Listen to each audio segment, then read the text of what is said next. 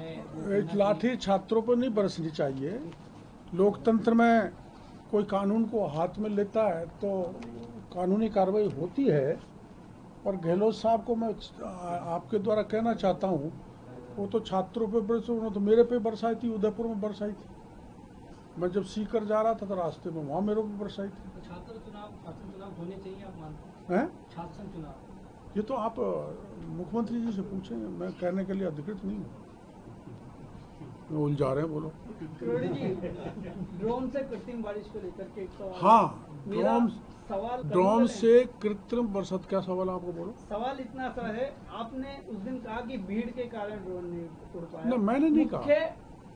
Main कारण क्या क्या रहे? मैंने ये नहीं कहा। दूसरा, आगामी जो अब आप ये कार्रवाई करेंगे, ड्रोन उड़ा करके जो प्रयास होगा वो कब होगा? क्या मीडिया के सामने होगा या? तो जो वैज्ञानिक कह रहे हैं वो बात मीडिया के सामने मैं रख रहा हूँ। देखो, ऐसा है, मैं 6 बार एमएलए बन गया, 3 बार मैं लोकसभा राज्यसभा में जिला प्रमुख भी रहा हूँ, लेकिन मैं छात्र राजनीति से बिल्कुल जुड़ा हुआ नहीं रहा हूँ। पर हाँ, छात्र राजनीति से बहुत लोग एमएलए एमपी मंत्री बने हैं, इसको नहीं नकारा जा सकता। लेकिन ऐसे बहुत से लोग हैं मेरे जैसे जो छात्र राजनीति से नहीं। आपको ये जानकारी है कि बायोफ्यूल की एक पॉलिसी भारत सरकार 2019 में लाई थी, जिसमें नॉन एडिबल सीड्स हैं, जिसे जट्रोफा है, करंज है, उससे ऑयल निकालने का प्रोजेक्ट भारत सरकार लाई थी। वो भी हमारे आरडी के पास है। उसमें 12 बड़े प्रोजेक्ट राजस्थान में लगे थे। वो बायोडीजल नहीं बना रहे थे, बल्कि वो फर्जी नकली डीजल बना रहे थे। ये शिकायत हमको मिली थी। तो मैंने अपने सिरोही में जाके, जो अपना राजस्थान गुजरात के बॉर्डर पर जाके प्लांट पकड़ा था, जिसकी बहुत बड़ी कैपेसिटी थी, करीबन 360 करोड़ का टर्नओवर उसका था, और वो 80 करोड़ राजस्थान सरकार के वैट की चोरी कर रहा था। उसके खिलाफ अपने मुकदमा दर्ज कराया, क्योंकि वो फर्जी था, नकली था। उसके नाम पर जितना भी जहाँ वो वितरित हो रहा है, 4 पेट्रोल पंप सील किए थे। उसके कारण सारी गाड़ी के इंजन बैठ रहे हैं, पर्यावरण बिगड़ रहा है। तो उसके खिलाफ भी हमने एक FIR बायोफ्यूल में दर्ज कराई थी। वो जो रॉ मटेरियल होता है वरना यूज करके हाइड्रोकार्बन यूज कर रहा था, और उससे जो हमारी ये कंपनीज थी, oil companies, Indian oil company अपना वो HPCL, BPCL भी डीजल ले रही थी। तो जो मुकदमा दर्ज हुआ है उसमें हमने IOC, BPCL, HPCL को भी नामजद किया है। वो आखिर में हमारी बिना परमिशन के, बिना अनुमति के, ऐसी फर्म जो नकली डीजल तैयार कर रही थी उससे खरीद कैसे कर रहे थे, MOU क्यों किया। तो इस दृष्टि से मेरा कहना ये है कि चाहे हमारा रूरल डेवलपमेंट डिपार्टमेंट हो, RD, उसमें कौन है, भारचंद, रूरल डेवलपमेंट डिपार्टमेंट, जिसमें मैंने नरेगा का हिसाब आपको दिया 2600 करोड़ बचाने का, और बायो डीजल बनाने वाली 12 कंपनी, जिनके ताले ठोके एक में और बाकी की जांच चल रही है। और इसी प्रकार से जो कृषि के क्षेत्र में सीड है, फर्टिलाइज़र है और पेस्टिसाइड है, उसमें हमने कार्रवाई की है। हमारे यहाँ राज्य में ये देखा गया है कि आपको ये जानकारी होगी, जितना फर्टिलाइज़र मिल रहा है, भारत सरकार उस पर किसानों को 92% सब्सिडी दे रही है। किसान को मात्र 8% देना पड़ता है। उस 92% सब्सिडी का कारण हमारे यहाँ जो अनुदानित यूरिया है वो डाइवर्ट हो रहा है औद्योगिक इकाइयों जैसे प्लाईवुड, डैफ, रेजिन्स पेंट्स, पशु आहार, क्रॉकरी, इसमें हो रहा है। और ये एफसीओ के 1985 के क्लॉज 25 के तहत अनुदानित यूरिया का गैर कृषि कार्य औद्योगिक इकाई में यूज किया जाना पूरी तरह से प्रतिबंध है। तो सर इसके लिए तो पहले नीम कोटिंग यूरिया लेकर के आए थे सर। हाँ, हैं वही तो है। इसमें हमने यहाँ कार्रवाई की है। इसके 74 नमूने का लिए हमने, जिसमें 4 नमूने नीम तेल पाया गया और 11 स्थानों पर सीज की गई और उसमें 621 मैट्रिक टन यूरिया जब्त किया है और 4 एफआईआर दर्ज की है। आज हम केंद्रीय मंत्री जी ने हमको यही कहा है कि देश में किसानों का जितना फर्टिलाइजर विशेषकर यूरिया जा रहा है वो डाइवर्ट बहुत हो रहा है, उसको रोकने की ज़रूरत है। तो इसको रोकने के लिए हम एक कार्रवाई करेंगे रेकी करके, जिसमें आपको सबको बुलाएंगे। तो जो बड़े पैमाने पर यूरिया डाइवर्ट हो रहा है वो राजस्थान में एक मिसाल के तौर पर आपके सामने प्रकट करेंगे, क्या क्या कबाड़ा कौन कौन इन उद्योगों में कर रहे हैं और किसान के यूरिया को ले जा रहे हैं। और कोई सवाल करना है तो बताओ। ऐसा पहले कम कार्रवाई होती थी, डिपार्टमेंट के कुछ अधिकारी मिले हुए हैं क्या इनके साथ? 11 सस्पेंड कर दिया ना, और भी कुछ आ रहे हैं? और को कर देंगे, कोई कितना ही बड़ा हो। जो भी गड़बड़ी करेगा 5 साल पाइपलाइन में बड़े नाम कौन? वो बचेगा नहीं, उनके खिलाफ कार्रवाई करेंगे। अभी ऊपर कागज का है जो मैं लिख रहा था। ये खाद के संकट की खबरें आती है भाई साहब जगह जगह से बार बार। खाद के संकट का कारण यही है कि डाइवर्जन बहुत ज़्यादा हो रहा है। और वो 12 कंपनियां जो खाद देने वाली हैं वो भी, उनके भी आपने आंकड़े देखे तो माइनस में बना ही नहीं पाती जो आपसे रिलेटेड है। तो छापे देने के बाद 2 तो बंद हो गई और अभी 10 चल रही है। उनकी जांच चल रही है, क्योंकि विस्तृत जांच की आवश्यकता है, इसलिए उनको भी ताला ठोकेंगे जो नकली बना रहे हैं। खाद जो और कल जो कंपनियां उनकी टैगिंग नहीं रोक पा रही है बंदे जो। हाँ बिल्कुल, आपने सही कही है।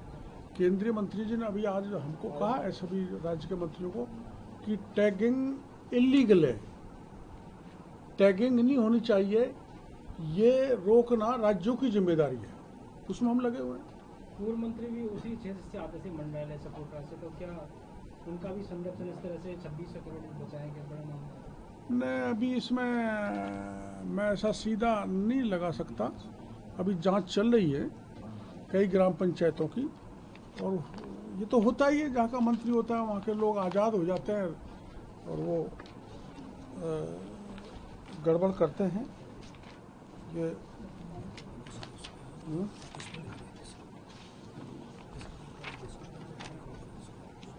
अभी कॉन्फ्रेंस की जानकारी दूं क्या आप लोगों को? अभी जो कॉन्फ्रेंस हुई है वहाँ मंत्री जी के साथ केंद्र के, बता दो था सर सामने आ जाओ, बस आप पीछे बैठिए। लाइव में भी तिरछे दिख रहा है। एक तो किसान कॉल सेंटर हमको बनाने हैं, जिसके टोल फ्री नंबर दिए जाएंगे, और किसी भी प्रकार की शिकायत किसान की होगी उस पर तुरंत सुनवाई करने का काम किया जाएगा। एक हमारा विकसित कृषि संकल्प अभियान रवि सीजन का भी चलेगा, जैसे खरीफ का चला था, और ये चलेगा 3 अक्टूबर से 17 अक्टूबर तक। उसमें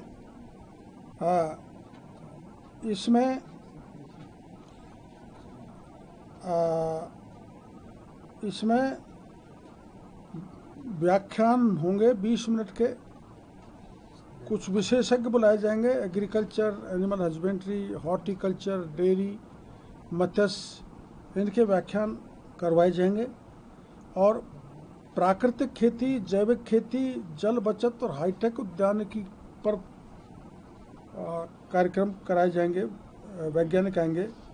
कार्यक्रम में सूचना प्रौद्योगिकी विशेषज्ञों की भागीदारी बढ़ाई जाएगी, और एक कृषि पर चिंतन शिविर भी रखा जाएगा 2 दिन का। और हम प्रधानमंत्री जी ने एक राष्ट्रीय प्राकृतिक खेती मिशन की शुरुआत की है, जिसमें जयपुर में हम करीबन 550 कृषि वैज्ञानिकों, विभागीय अधिकारियों, प्राकृतिक खेती करने वाले किसानों को दुर्गापुरा में बुला रहे हैं।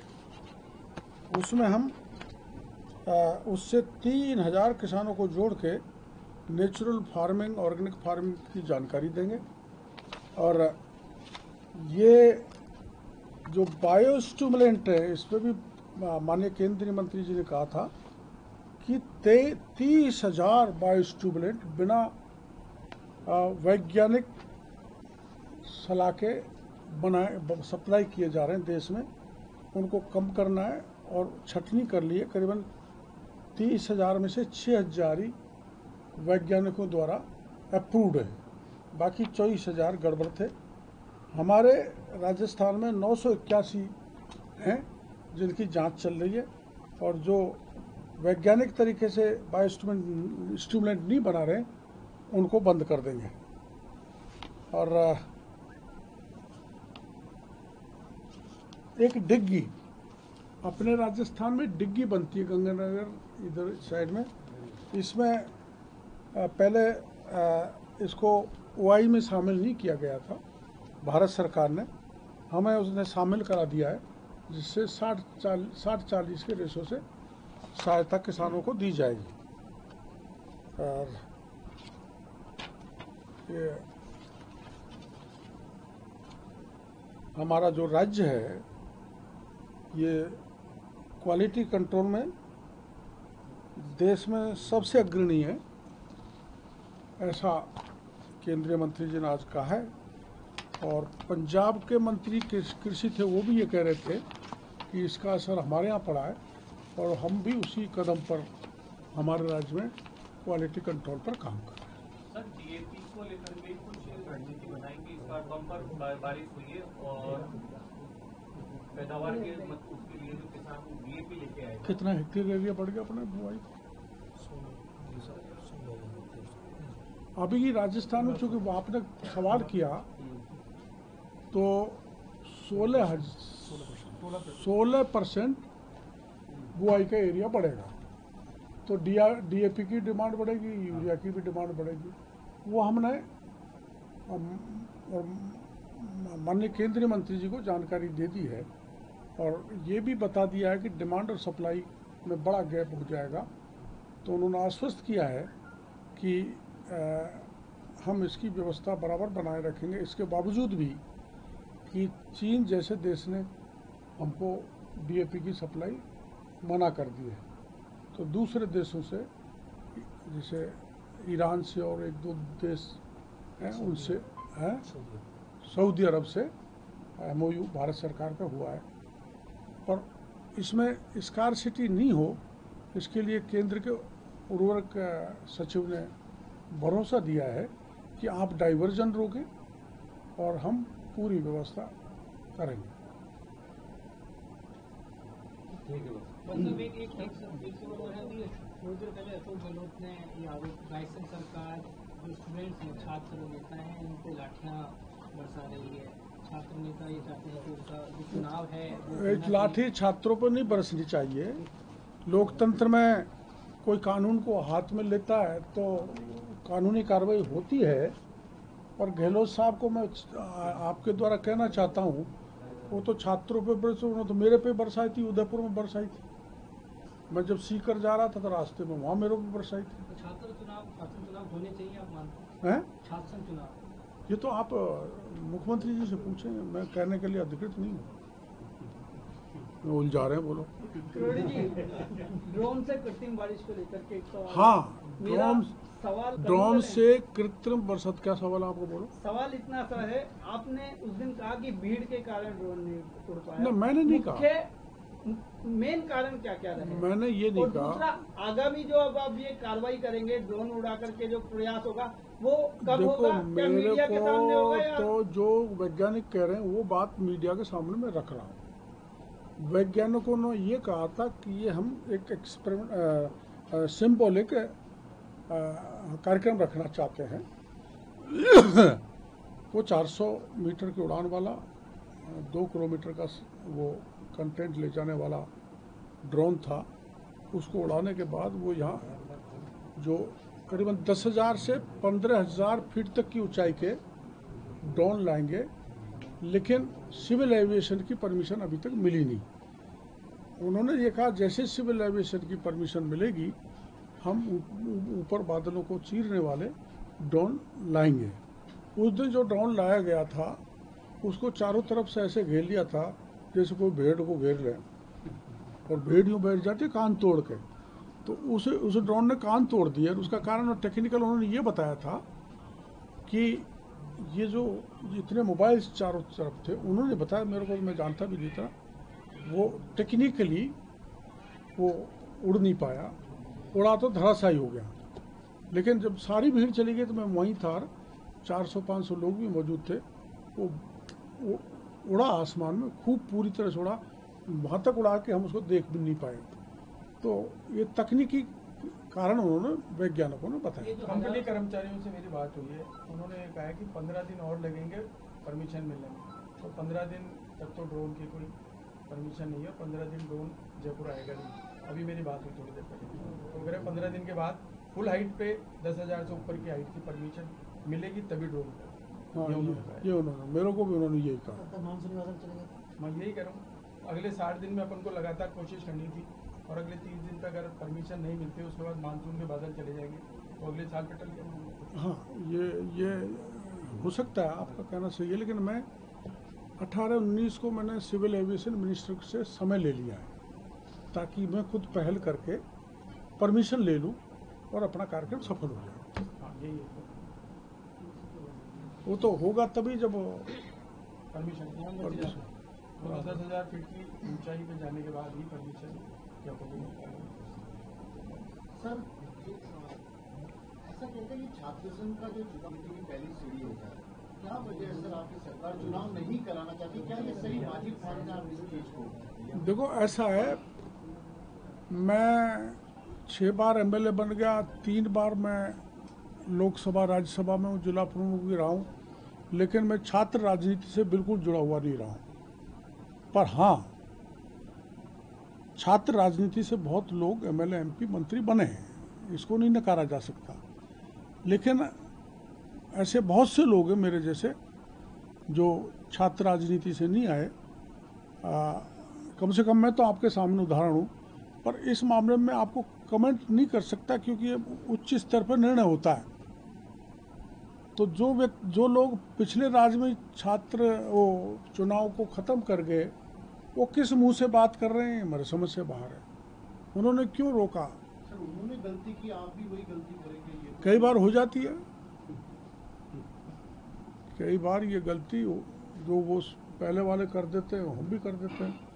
वैसे रिपीट नहीं होनी चाहिए गलती, क्योंकि उसकी सज़ा गहलोत साहब कहते हैं लंबी पूरी होती है, इतिहास उसको बकसता नहीं है।